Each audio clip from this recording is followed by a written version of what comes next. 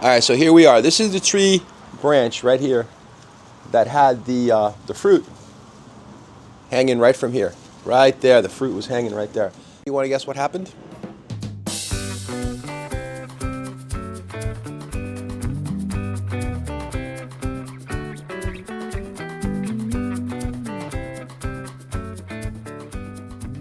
All right, so I got up this morning, I came outside, I did my rounds, checking on the trees, checking on the property to see what things were happening out here. And I came out to the butterscotch tree, and right down that branch right there, the fruit was still hanging. Well, it's not hanging anymore because it was ready to fall off.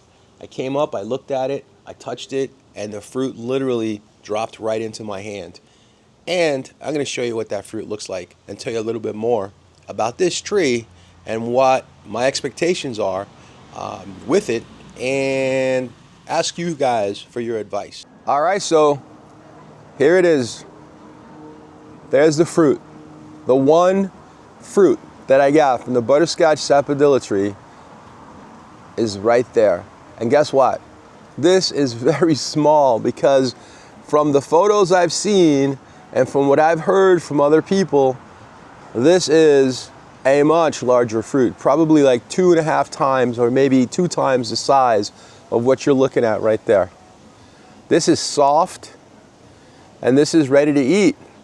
Now, here's the question.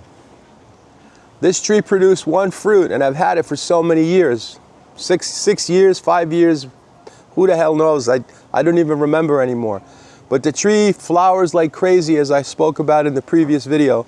And everyone says this is the tastiest, most amazing sapodilla. Well, let's taste it. And then no matter how good this tastes, if it produces this little amount, and again, don't judge first year productive fruit, right? So the first year that a tree produces fruit, you're not supposed to judge the tree. But come on, after waiting so many years, you get something like this and you still get very shy productivity. Is it worth it? Is it worth having a tree that produces very little fruit? What's been your experience? Do you grow butterscotch sapodilla?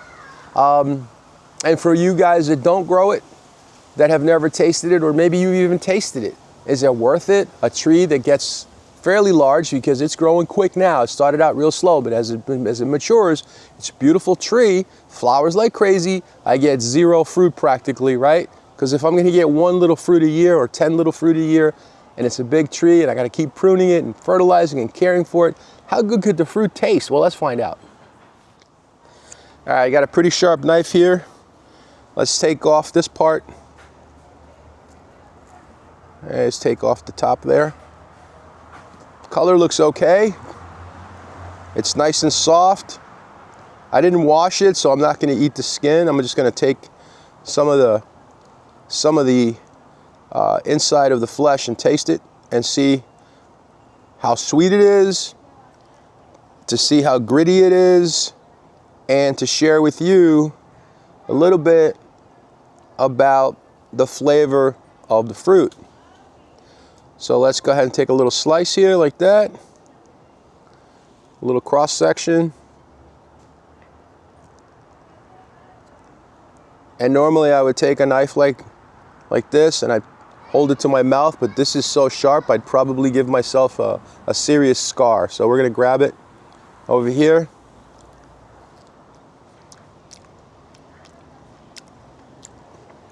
Has some grittiness, a little more than the Silas woods.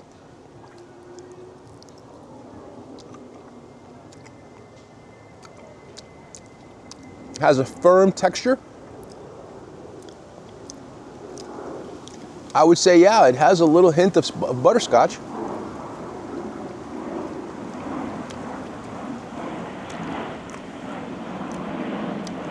Actually, it has a very strong, yeah, I guess you could say butterscotch, yeah. Pretty intense.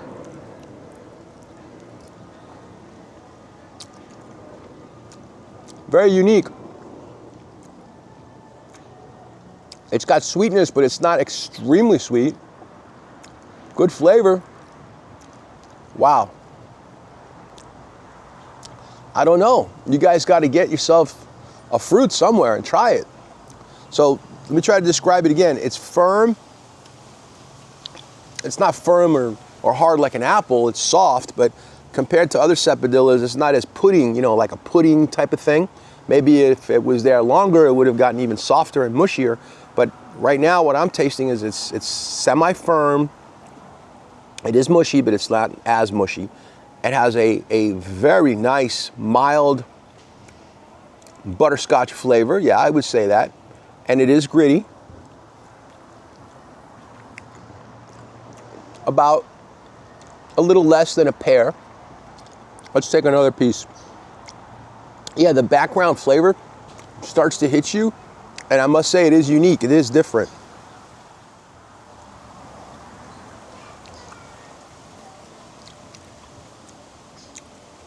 Wow. I don't know. It's really good, but would I want to have this fruit so badly that I would use the space there for this tree based on the, you know, the history so far and the information that's out there from other people? It's not very productive at all, but I'll tell you what, it's a good tasting fruit. So now the decision is, do you continue to grow a tree like this, maintain it to get very, very few fruit? What do I need to do? Wait another 3-4 years for it to really be productive? Is it worth it? That's my dilemma. Tell me what you guys think I should do. Thanks a lot. If you like the channel, subscribe, leave us a little comment, and give us a thumbs up and share the video.